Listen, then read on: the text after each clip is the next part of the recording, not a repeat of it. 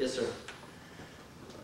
Her question comes to me because, see, I don't live in Somerville County at the present time, but my ancestors settled here back in the late 1800s, and Chalk Mountain is my home site. And so what group of people do I fall into to have my name put on with them? Because ultimately, I'll tell you, unless you live around here, you wouldn't qualify as an affected person.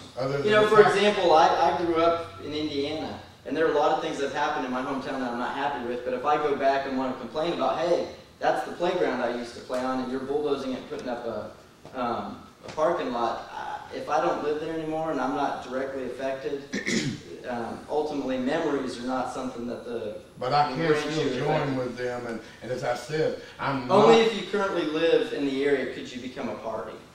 Well, I can give them moral support and, absolutely, and whatever else, but at the present time I'm not in Somerville County. I plan on getting back here. Yes, sir. I was reading in a historical magazine 150 years ago, the first building that was built in Glen Rose was an old mill down on the river. And the only people that objected to it were the Indians. So they loaded them up and hauled them to Oklahoma.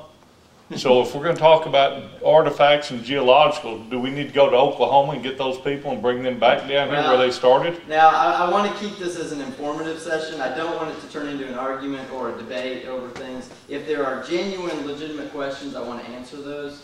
But ultimately, I'm only going to deal with, questions that relate to the proceeding and what we have to deal with today.